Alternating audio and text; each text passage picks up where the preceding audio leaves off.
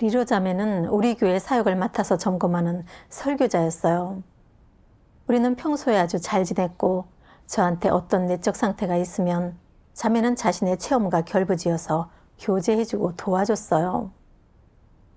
근데 최근에 저는 자매가 본분에 부담이 없다는 걸 알게 됐어요. 일주일에 한 번 그저 저희와 집사 모임에서 만나서 사역 상황을 대략 파악하고 정작 사역에 있는 문제에 대해서는 저희와 함께 진리를 구해 해결하는 경우가 거의 없다는 걸 발견하게 됐죠. 저는 리러 자매가 교회 몇 곳의 사역을 맡고 있다는 게 생각났어요.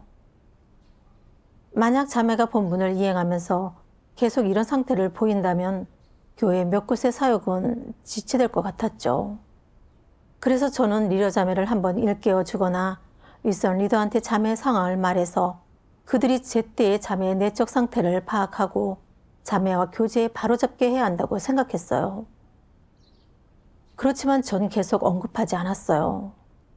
얼마 전에 리러 자매가 자신이 복음 사역에서 문외한이고 업무에 대해 모르는 것도 많고 복음을 전하는 원칙도 잘 모른다면서 이 본분을 이행하는 게 좀 힘에 부친다고 교제한 걸 들은 적이 있거든요.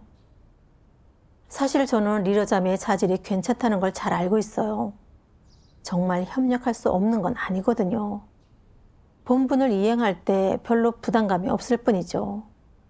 자매가 마음을 다해서 일부 원칙만 파악한다면 본분을 잘 이행할 수 있을 거예요. 근데 이때 제가 리더한테 리러 자매의 상황을 말하고 자매한테 교회 사역을 점검하고 감독하라고 하면 제가 자기한테 요구하는 게 너무 가혹하다고 생각하지 않을지, 자매 내적 상태가 의기소침해져서 본분을 이행하지 않으려고 하진 않을지 걱정이 됐죠.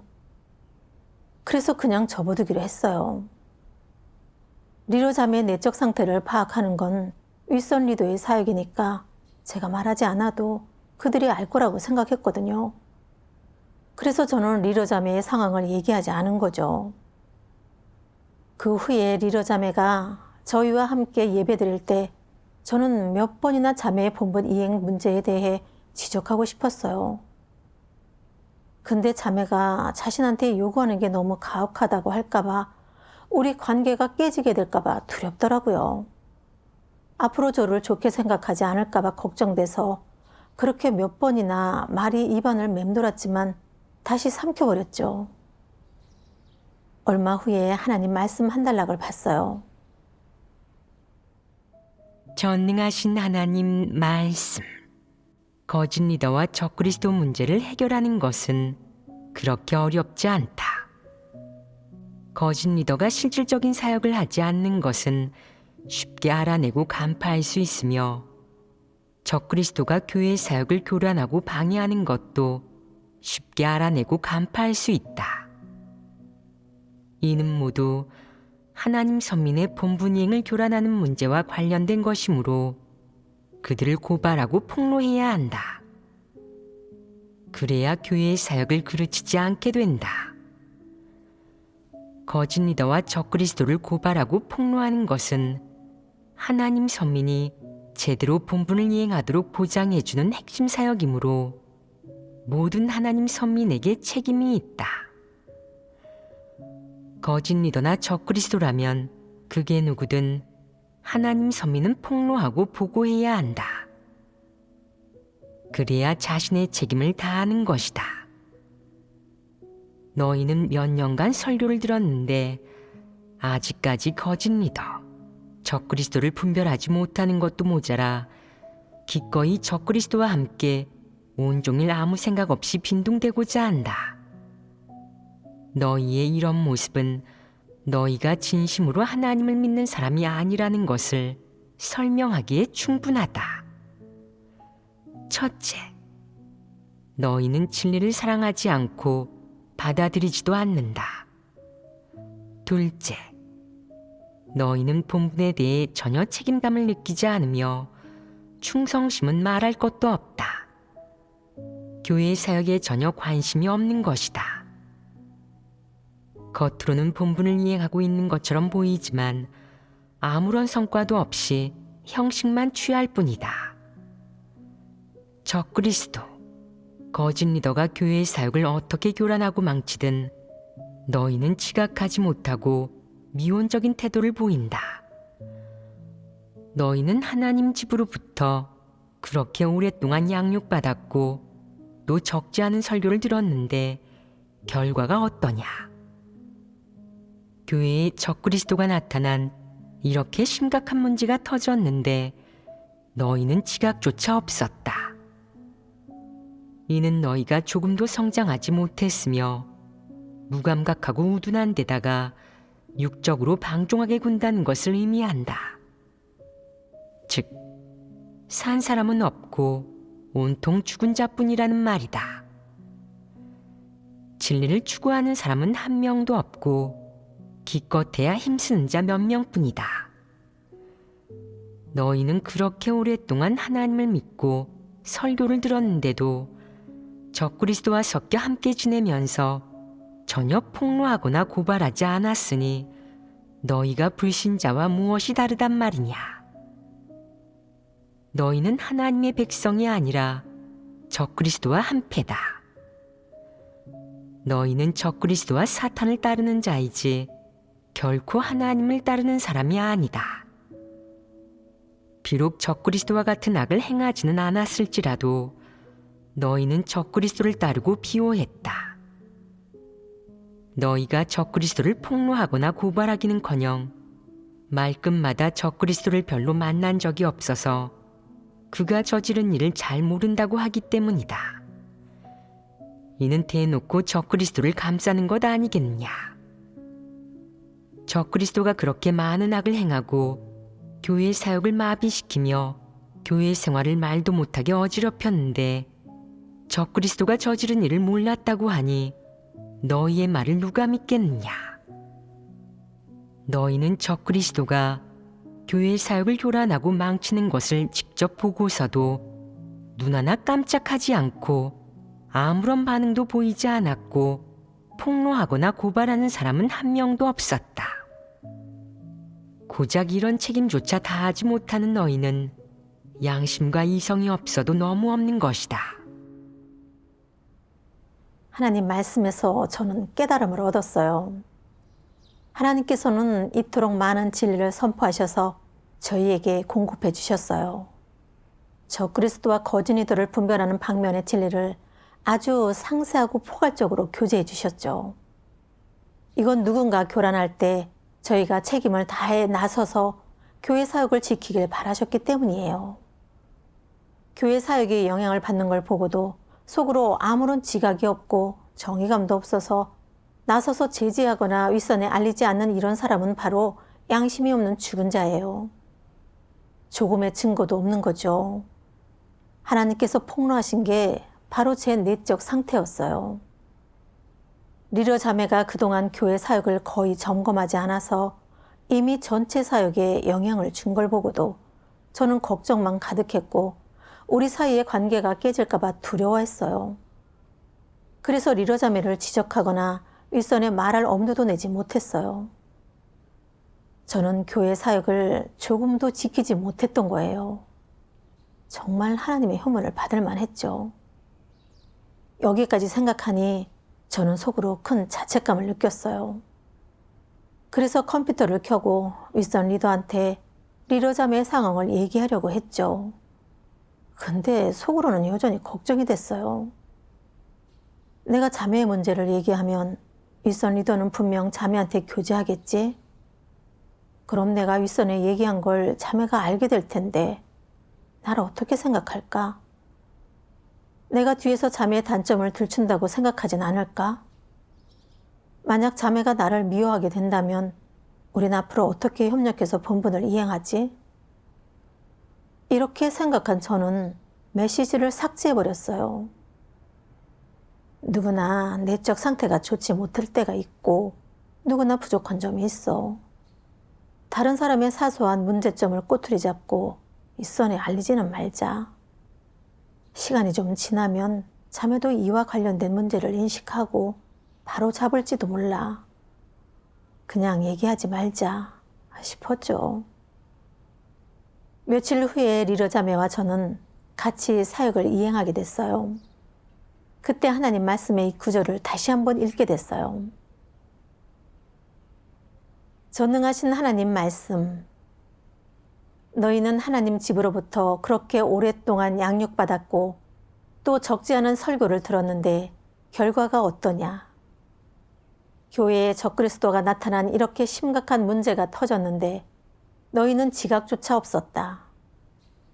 이는 너희가 조금도 성장하지 못했으며 무감각하고 우둔한 데다가 육적으로 방종하게 군다는 것을 의미한다. 즉 산 사람은 없고 온통 죽은 자뿐이라는 말이다. 진리를 추구하는 사람은 한 명도 없고 기껏해야 힘쓰는 자 몇 명뿐이다.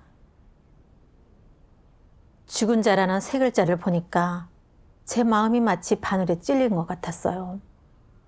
제가 계속 진리를 실행하지 않았다는 게 떠올라서 큰 자책감을 느꼈죠. 저는 속으로 조용히 하나님께 제가 본 문제를 자매에게 지적해서 교회의 이익을 지킬 수 있게 이끌어달라고 기도했어요. 예배 때 마침 리더 자매도 하나님의 말씀에 비춰서 자신이 실질적인 사역을 하지 않은 부분에 대해 인식하더라고요. 어떤 교회 리더의 자질이 뛰어나서 자신이 그 사람보다 일 처리를 못하면 그 사람이 자기를 무시하면서 설교자로서 사역 능력이 교회 리더만도 못하다고 할까봐 그 교회 사역을 거의 점검하지 않았다고 했죠. 이런 얘기를 들으니까 저는 또 망설이게 되더라고요. 자매도 스스로 사역을 제대로 감독하거나 점검하지 않은 게 거짓 리더의 모습이었다는 걸 인식했어. 근데 내가 또 자매의 문제를 지적하면 자매의 상처에 소금을 뿌리는 격이 아닐까? 자매가 나를 사랑하는 마음도 없고 자기 기분도 고려하지 않는다고 생각하진 않을까? 그래서 저는 리더 자매의 말에 보태서 일깨워주는 말 몇 마디만 간단히 했어요. 근데 나중에 아무리 생각해봐도 리더한테 리더 자매의 상황을 얘기해야 할 것 같았어요. 그래야 리더가 즉시 리더 자매와 교제하고 자매한테 도움을 줄 수 있을 테니까요. 그래서 저는 제가 본 상황들을 리더한테 말했어요. 리더가 자매한테 교제하고 지적한 후에 자매는 하나님께서 거짓 리더에 대해 폭로하신 말씀을 찾아 먹고 마시면서 자신이 사역을 감독하거나 점검하지 않았고 자기 본연의 사역도 제대로 하지 않았다는 걸 인식했어요. 그 후에 자매는 자주 사역을 점검했고 저희와 함께 복음 사역에서 효과가 없는 이유를 분석하기도 하면서 이런 문제들을 실제적으로 해결하더라고요. 자매가 실질적인 사역을 어느 정도 해내는 모습을 보면서 전 너무 기뻤어요. 그 후에 저도 돌이켜봤어요.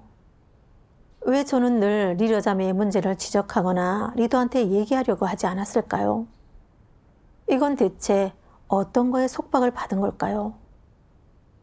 구하던 중에 하나님 말씀을 봤어요. 전능하신 하나님 말씀. 처세 철학 중에 문제가 보여도 말하지 않아야 좋은 친구다 라는 말이 있다. 즉, 좋은 친구라는 관계를 유지하기 위해 상대의 문제점을 간파했어도 다 터놓고 말해서는 안 되며 얼굴은 때리지 말고 약점은 들추지 말아야 한다는 원칙을 지키라는 것이다. 서로 기만하고 숨기고 음모를 꾸미며 마음속으로 상대가 어떤 사람인지 분명히 알고 있음에도 대놓고 말하지는 않고 교활한 수법으로 그 관계를 지키는 것이다. 왜 그런 관계를 지키려 하겠느냐? 이 사회에서, 사람들 사이에서 적을 만들어 자신이 수시로 위험한 상황에 처하는 것을 피하기 위해서이다. 상대의 약점을 들추거나 상대에게 상처를 주면 상대가 너의 원수가 되어 너에게 해악을 끼칠 것을 알고 너 스스로도 그런 상황에 처하는 것을 원치 않기에 때려도 얼굴은 때리지 말고 들추더라도 남의 약점은 들추지 말라 라는 처세 철학을 취하는 것이다. 이 점으로부터 봤을 때 이런 관계의 두 사람을 진정한 친구라고 할 수 있겠느냐? 진정한 친구라고 할 수 없다. 마음을 나누는 사이는 더더욱 아니다. 그럼 이들은 과연 어떤 관계겠느냐? 기본적인 사회관계 아니겠느냐? 이런 사회관계에서 사람은 서로 마음을 나눌 수 없고 깊이 사귈 수 없으며 하고 싶은 말을 다 할 수도 없다. 또 자신의 마음에 있는 말, 자신이 본 상대의 문제점, 상대에게 도움이 되는 말을 할 수도 없다. 상대의 비위를 맞추려고 그저 듣기 좋은 말만 찾아서 한다. 다른 사람들의 적의를 불러일으키지 않도록 감히 참말을 하지 못하고 원칙도 지키지 못한다. 아무도 자신을 위협하지 않을 때면 상대적으로 자유롭고 평안하게 살 수 있지 않겠느냐. 때려도 얼굴은 때리지 말고 들추더라도 남의 약점은 들추지 말라 라는 말을 제창하는 이유는 바로 이런 목적을 이루기 위한 것 아니겠느냐. 이는 분명 남에 대한 경계심이 들어있는 교활하고 간사한 생존 방법으로 자기 보호에 그 목적이 있다.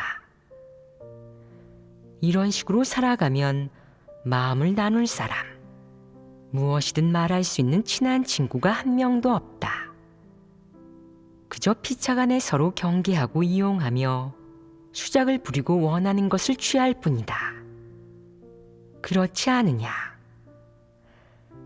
때려도 얼굴은 때리지 말고 들추더라도 남의 약점은 들추지 말라 라는 말의 근본적인 목적은 남의 미움을 사거나 상대와 적이 되지 않고 남에게 상처를 주지 않음으로써 스스로를 지키려는 것이다. 이는 스스로가 상처받지 않기 위한 수법이자 방식이다. 예전에 저는 때려도 얼굴은 때리지 말고 들추더라도 남의 약점은 들추지 말라는 말에 정말 공감했어요. 왜냐하면 이 말은 다른 사람과 지낼 때 상대방의 감정을 헤아려야 하고 다른 사람한테 너무 가혹하게 대해서도 안 되고 다른 사람의 단점도 들추지도 말라고 저한테 가르쳐줬기 때문이에요. 그래서 저는 이런 사람이 정말 좋은 사람이고 이성적이고 도덕적인 사람이라고 생각했어요. 하나님의 폭로로 때려도 얼굴은 때리지 말고 들추더라도 남의 약점은 들추지 말라는 말이 사탄의 처세 철학이고 이 말에 따라 살면 정말 교활하고 간사하고 이기적이고 비열하다는 걸 깨달았어요. 이렇게 하면 겉으로는 상대방을 생각해 주는 것처럼 보이지만 사실 그 이면에 있는 속셈은 자기가 다른 사람한테 미움을 사지 않기 위한 거죠. 상대방의 문제를 보고도 아무 말하지 않고 무고로인이 돼서 사람과의 육적인 관계를 지켜요. 다른 사람들과의 이런 관계는 겉보기엔 관계를 잘 지키는 것처럼 보이죠. 그렇지만 이건 사실 사람과 사람 사이에 진심이 없는 거예요. 서로 도와주는 게 아니라 서로 경계하고 이용하는 거죠. 제가 바로 때려도 얼굴은 때리지 말고 들추더라도 남의 약점은 들추지 말라는 처세 철학으로 산 거예요. 예전에 리더자매가 사역을 감독하거나 점검하지 않는 모습을 보면서 처음에는 저도 자매한테 지적해 주거나 리더한테 얘기하려고 했어요. 근데 사람을 폭로할 때 약점은 들추면 안 된다는 생각이 들었고 리더자매도 사역에 협력하는 게 힘들다고 말했잖아요. 근데 제가 또 자매한테 사역을 감독하지도 않고 점검하지도 않는다고 말하면 자매에 대한 요구가 너무 높은 게 아닌가 싶었죠.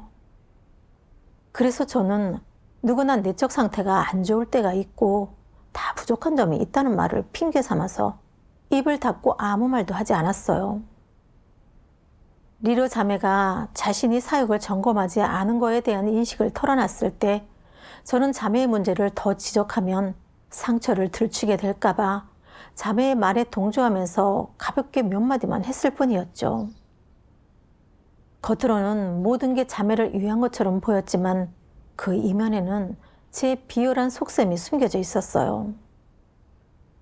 바로 자매가 저보고 자기한테 요구가 너무 높다고 말하거나 제가 뒤에서 자매의 단점을 고자질했다고 말할까봐 두려웠던 거예요. 만약 이 일로 자매한테 미움을 사면 자매가 저한테 앙심을 품고 인상을 쓸 것 같았어요. 그러면 앞으로 지금처럼 가볍고 유쾌하게 협력할 수 없을 것 같았죠. 자매와의 관계를 지키려고 저는 매번 진리 실행을 포기했어요.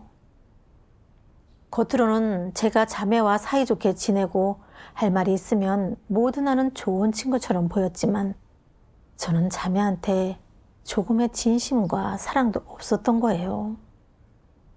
제 내적 상태가 좋지 않았을 때 자매가 가끔 교제해주고 도움을 줬던 게 떠올랐어요.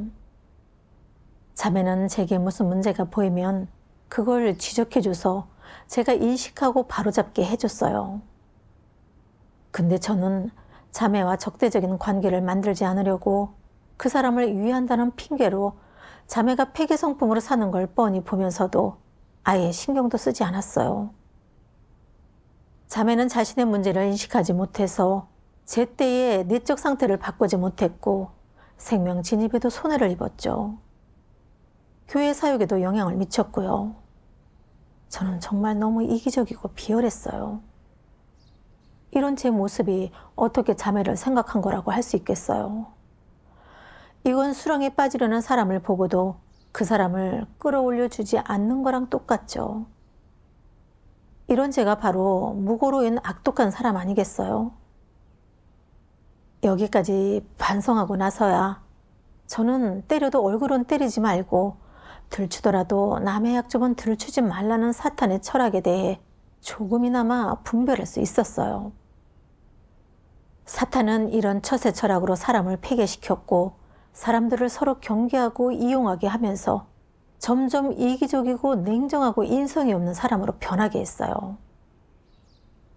만약 제가 계속 이런 사탄 철학에 따라 산다면 점점 더 간사해질 수밖에 없을 거예요. 그 후에 저는 또 하나님 말씀 한 단락을 봤어요. 어떤 게 단점을 들추는 거고 어떤 게 다른 사람을 도와주는 건지 알게 됐죠. 전능하신 하나님 말씀. 들추더라도 남의 약점은 들추지 말라. 에서 들추다라는 말은 좋은 것이냐? 이 들추다는 단어에 하나님 말씀에서 사람을 드러내고 폭로하는 그런 의미가 들어있겠느냐? 그렇지 않습니다. 나는 인류의 언어를 통해 이 들추다는 단어에 그런 의미가 없다는 것을 알았다. 그것은 악의적으로 남을 폭로하는 성질을 갖고 있는데 사람의 문제점이나 결점 또는 아무도 모르는 일, 행위 그리고 이면의 음모나 사상 관점을 폭로하는 것이다. 이것이 바로 들추더라도 남의 약점은 들추지 말라 에서 들추다는 단어의 뜻이다.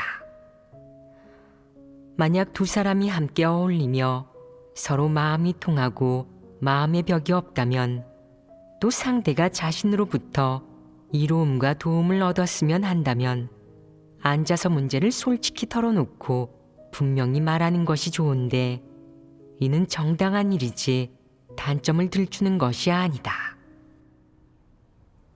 하나님 말씀은 이를 바라보는 제 잘못된 관점을 바꿔줬어요.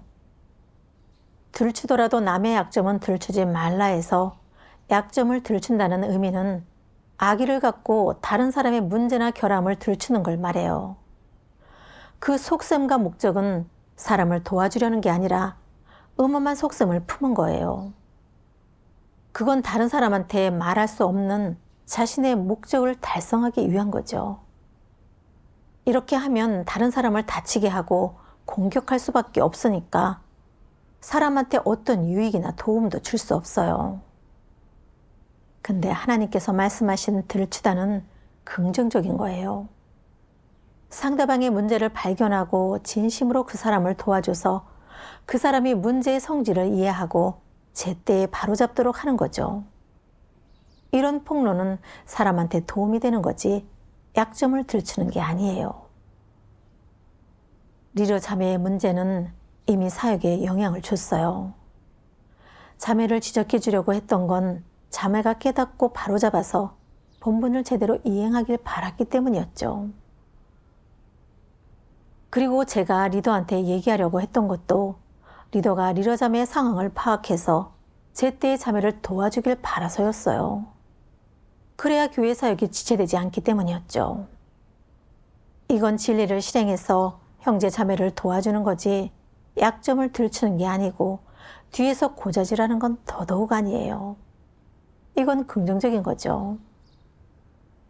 진리를 받아들이는 사람이라면 다른 사람의 지적과 폭로 앞에서 자신을 반성하고 인식할 줄 알고 제때에 바로잡을 수 있어요.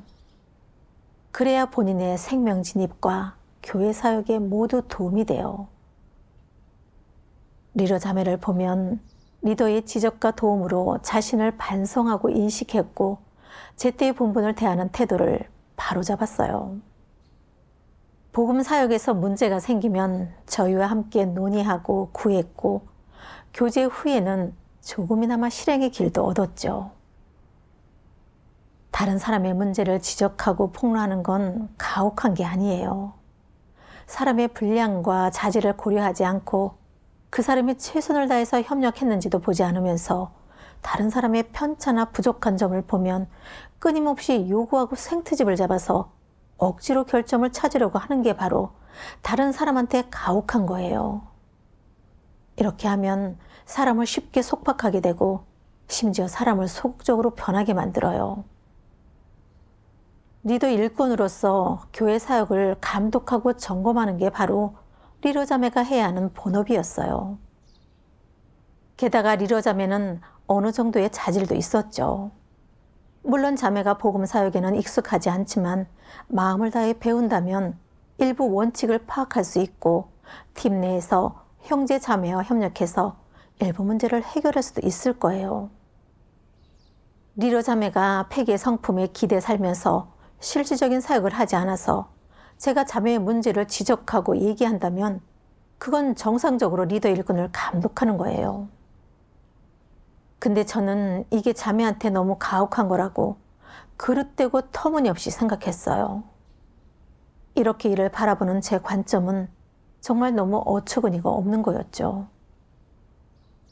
하루는 하나님의 말씀 2단락을 보고 제가 진리를 실행하지 않았던 근본적인 원인에 대해 약간의 인식이 생겼어요. 전능하신 하나님 말씀. 많은 사람이 진리를 추구하고 실행하기를 원하지만 많은 경우 그런 의지와 소망만 있을 뿐 내면에서 진리가 생명이 되지 못했다. 그래서 사악한 세력이 교회 사역을 교란하고 방해할 때 예컨대 거짓 리더가 일처리를 하면서 원칙을 어기거나 실질적인 사역을 하지 않을 때 혹은 악인이나 적그리스도가 악을 행하고 교회 사역을 교란해 하나님 선민들이 해를 입을 때 너는 나서서 말할 용기가 없다. 왜 용기가 없겠느냐? 담이 작아서, 말주변이 없어서, 또는 이를 꿰뚫어 보지 못해서 말할 엄두를 내지 못하는 것이겠느냐? 다 아니다. 이는 주로 폐괴 성품에 속박받아 초래된 것이다. 네가 드러내는 폐괴 성품 중 하나는 간사한 성품이다. 일이 닥치면 먼저 자신의 이익을 생각하고 먼저 그런 행동에 따른 결과가 자신에게 유리할지 고려한다. 이는 간사한 성품 아니겠느냐? 또 다른 하나는 이기적이고 비열한 성품이다. 저 사람이 하나님 집의 이익에 해를 입히든 말든 나랑 무슨 상관이야? 리더도 아닌 내가 왜 신경 써야 하지? 나랑 상관없는 일이고 내 책임도 아닌데 라고 생각하는 것이다. 이런 생각, 이런 말은 네가 일부러 생각해낸 게 아니라 무의식 중에 생겨난 것이다. 이것이 바로 일이 생겼을 때 사람이 드러내는 폐괴 성품이다. 진리가 내게서 생명이 되었을 때, 만약 누군가 하나님을 모독하고 하나님을 경외하지 않는 모습, 누군가 건성으로 본분을 이행하는 모습, 누군가 교회의 사역을 방해하고 교란하는 모습을 보았다면 진리 원칙대로 대할 수 있다. 분별해야 할 것은 분별하고 폭로해야 할 것은 폭로할 것이다. 만약 진리가 내게서 생명이 되지 않고 내가 계속 사탄 성품으로 살아간다면 악인이나 마귀들이 교회의 사역을 방해하고 교란하는 것을 보았을 때 보고도 못 본 척하고 듣고도 못 들은 척하고 양심의 가책을 전혀 받지 않으며 수수방관할 것이다. 심지어는 누가 교회 사역을 교란하든 너와는 무관하다고 생각할 것이다. 교회 사역과 하나님 집의 이익이 아무리 크게 손해보아도 신경 쓰지 않고 상관하지 않고 양심의 가책도 받지 않는다면 이런 자는 바로 양심과 이성이 없는 자요 불신파, 힘쓰는 자다. 너는 하나님이 베푼 것을 먹고 마시고 하나님에게서 온 모든 것을 누리지만 하나님 집의 이익이 그 어떤 손해를 입든 모두 너와는 무관하다고 생각한다. 이는 발이 밖으로 굽은 것으로 배은망덕한 인간이다. 네가 하나님 집의 이익을 지키지 않고도 사람이냐? 이런 자는 바로 교회에 잠입한 마귀다. 하나님을 믿는 척하면서 하나님 선민을 사칭하여 하나님 집에서 밥이나 축내려 하고 전혀 사람답지 않게 사는데 불신파가 분명하다. 하나님 말씀에서 폭로한 게 바로 제 실제 상황이었어요. 저는 진리가 없고 간사하고 이기적인 사탄의 성품으로 살았어요. 어떤 일 앞에서든 제 이익만 생각하고 교회 사역을 지키려는 마음은 조금도 없었다는 걸 깨달을 수 있었죠. 저는 리더 자매가 본분을 이행할 때 부담이 없고 사역을 거의 감독하고 점검하지 않아서 교회 사역의 정상적인 발전에 영향을 줬다는 걸 알고 있었어요. 만약 인성과 양심이 있는 사람이었다면 제때에 자매한테 지적하고 윗선에 얘기했을 거예요. 근데 저는 저와 자매의 관계를 지키기 위해서 몇 번이고 말하려고 했다가도 리더가 리더 자매를 자주 만나니까 내가 굳이 말하지 않아도 자매의 내적 상태를 알 거라고 생각하면서 침묵을 선택했어요. 또 스스로 허울 좋은 핑계를 찾기도 했죠. 누구나 내적 상태가 좋지 않을 때가 있으니까 다른 사람한테 너무 높은 요구를 하면 안 돼 라면서 진리를 실행하지 않을 핑계를 만든 거예요. 저는 정말 간사하고 너무 교활했어요. 저는 그동안 수많은 하나님 말씀의 공급과 목양을 누렸어요. 만약 저한테 조금이라도 인성과 양심이 있었다면 교회 사역이 손에 있는 걸 봤을 때는 제가 할 수 있는 한 앞장서서 지켜야 하는 거예요. 만약 제가 자매의 문제를 바로 지적했다면 자매는 하루라도 빨리 인식하고 바로 잡았을 거예요. 사역도 이렇게 긴 시간 지체되지 않았을 거고요. 이 모든 건 제가 이기적이고 비열해서 진리를 실행하지 않아 초래된 결과인 거죠. 또 전에 저는 리더 자매의 문제를 지적하는 건 윗선 리더의 일이라고 생각했는데 이런 제 생각도 틀렸더라고요. 교회 사역을 지키는 건 모든 하나님 선민의 책임인 거예요. 저는 하나님 집의 일원으로서 리더 일꾼의 사역을 감독할 책임이 있어요. 리더 일꾼이 하는 일이 원칙에 위배되거나 교회 사역에 해가 되면 저는 당연히 이를 지적해서 제 책임을 다해야 해요. 여기까지 인식하니까 저는 더 이상 폐괴 성품으로 살고 싶지 않아졌어요.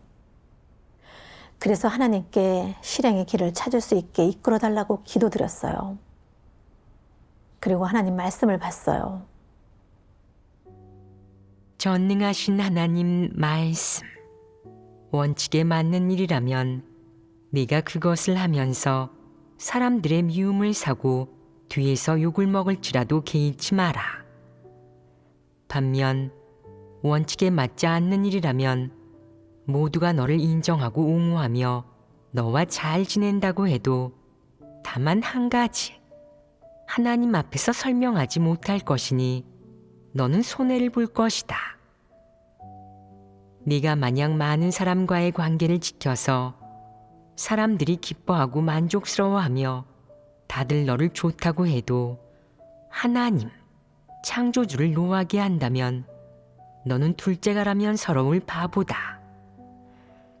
그러니 무슨 일을 하든 반드시 그 일이 원칙에 맞는지, 하나님이 기뻐할지, 하나님이 그 일을 어떤 태도로 볼지, 사람이 가져야 할 입장과 지켜야 할 원칙은 무엇인지, 하나님은 어떻게 당부했는지, 네가 어떻게 해야 하는지 등을 반드시 분명히 알아야 한다. 너는 먼저 이런 것을 분명히 알아야 하는 것이다. 너에게 무골호인의 속셈과 관점이 있다면 너는 어떤 일에서도 진리를 실행하거나 원칙을 지키지 못하고 늘 실패하고 넘어질 것이다.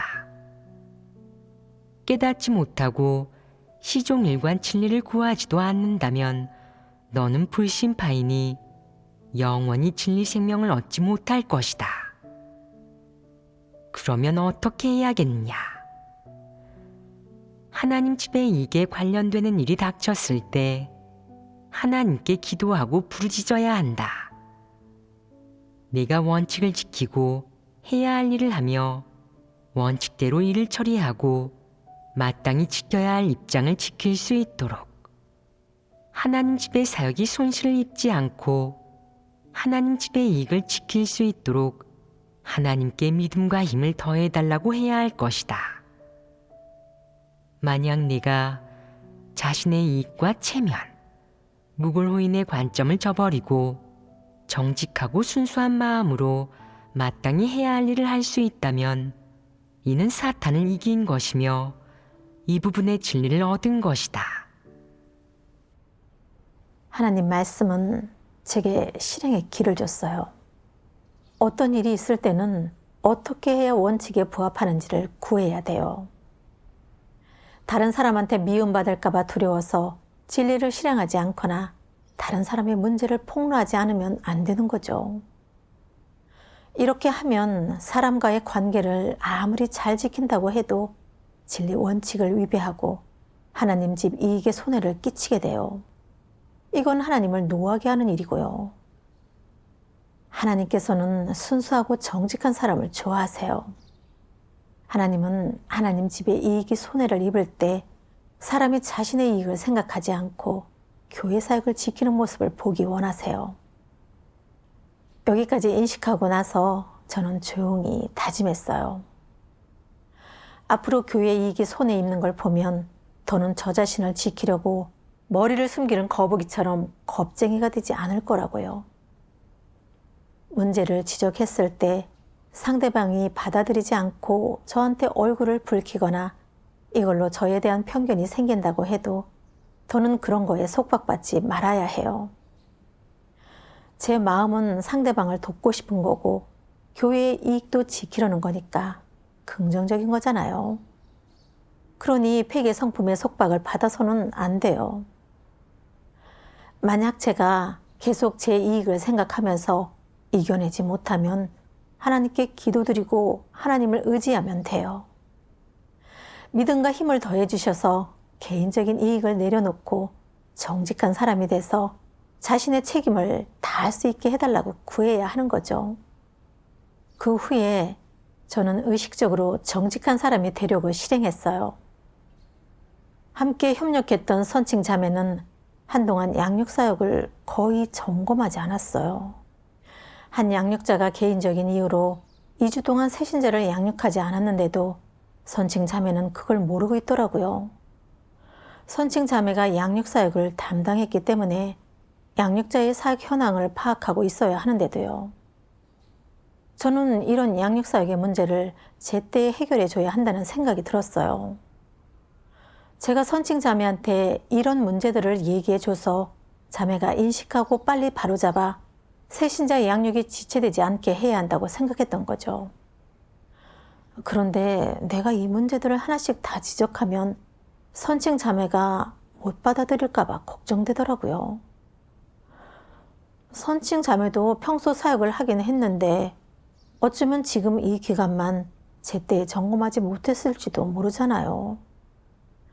그러니까 조금만 지나면 바뀔 수도 있을 거라는 생각이 들더라고요.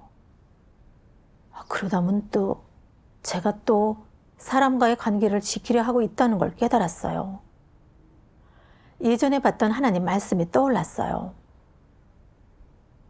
전능하신 하나님 말씀. 만약 내가 자신의 이익과 체면, 무골호인의 관점을 저버리고 정직하고 순수한 마음으로 마땅히 해야 할 일을 할 수 있다면 이는 사탄을 이긴 것이며 이 부분의 진리를 얻은 것이다. 하나님은 정직한 사람을 좋아하세요. 제가 선칭 자매의 문제를 봤으니까 당연히 자매한테 얘기해야 하는 거죠. 이건 교회 사역을 지키는 거고 악의가 없는 거예요. 설사 선칭 자매가 받아들이지 않고 저한테 얼굴을 붉힌다고 해도 저는 제 책임을 다해야 해요. 그래서 저는 하나님께 기도드렸어요. 제게 진리를 실행할 힘을 달라고 구했죠. 기도하고 나서 저는 제가 본 문제를 선칭 자매한테 짚어줬어요. 처음엔 자매가 받아들이지 않았고 이치를 따지면서 변명했어요. 그래서 저는 하나님의 말씀에 결부해서 선칭 자매가 실질적인 사역을 하지 않았던 모습을 지적했고 사역을 점검하는 방법에 대해서도 교제했어요. 다음 날 선칭 자매는 저의 지적으로 자신이 본분을 건성으로 이행했다는 걸 깨달았다고 털어놓으면서 이를 바로잡고 싶다고 했죠. 얼마 후에 선칭 자매는 꽤 적극적으로 본분을 이행했고 세세하게 양육자의 사역을 점검했어요. 자매가 바로잡는 모습을 보면서 저는 드디어 진리를 한번 실행했다는 사실에 속으로 정말 기뻤어요. 앞으로 저는 하나님께 의지해서 진리 원칙에 따라 사람을 대하고 다른 사람에게 도움이 되고 교회 사역에도 유익을 주는 진정으로 좋은 사람이 되길 원해요.